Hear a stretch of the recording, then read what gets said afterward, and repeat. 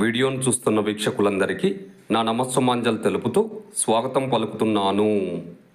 నేటి మొదటి ప్రశ్న, బాల్ బ్యాడ్మింటన్ క్రీడను ఏ సంవత్సరంలో స్కూల్ గేమ్స్ ఫెడరేషన్ గేమ్స్లో ప్రవేశపెట్టారు? Option 1 1985 New Delhi, option 2 1987 Kerala, option 3 1994 Maharashtra, option 4 1999 Manipur.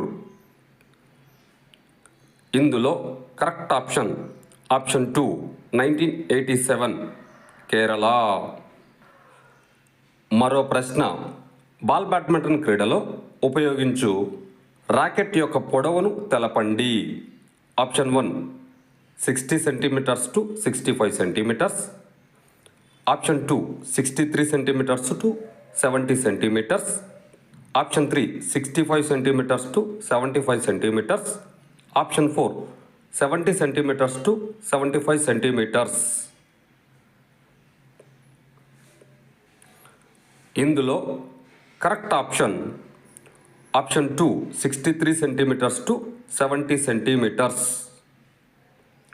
మరో ప్రశ్న, బాల్ బ్యాడ్మింటన్ ఆట నందు 5 ప్రత్యామ్నాయ ఆటగాళ్లలో ప్రతి సెట్లో ఎంతమందిని ప్రత్యామ్నాయం చేసుకోవచ్చు? ఆప్షన్ 1 3 ఆటగాళ్ళు, ఆప్షన్ 2 4 ఆటగాళ్ళు, ఆప్షన్ 3 5 ఆటగాళ్ళు, ఆప్షన్ 4 పైవన్నీ. ఇందులో కరెక్ట్ ఆప్షన్ 1 3 ఆటగాళ్ళు. మరో ప్రశ్న, బాల్ బ్యాడ్మింటన్ ఆటలోని క్రీడాకారులకు స్టార్ ఆఫ్ ఇండియా అనే దాన్ని మొదటిసారిగా ఏ సంవత్సరంలో బహుకరించారు? ఆప్షన్ 1 1965 సంవత్సరం, ఆప్షన్ 2 1966 సంవత్సరం, ఆప్షన్ 3 1967 సంవత్సరం, ఆప్షన్ 4 1968 సంవత్సరం. ఇందులో కరెక్ట్ ఆప్షన్ 4 1968 సంవత్సరం.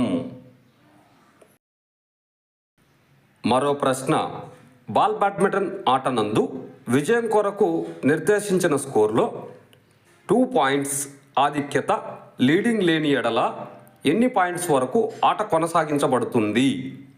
Option 1 37 points, option 2 38 points, option 3 39 points, option 4 40 points.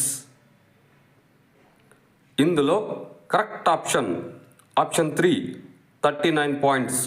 వీడియోను చూసినందుకు అందరికీ ధన్యవాదములు. మేము అడుగుతున్న ప్రశ్నలు భవిష్యత్తులో మీకు ఉపయోగపడాలని ఆశిస్తున్నాము.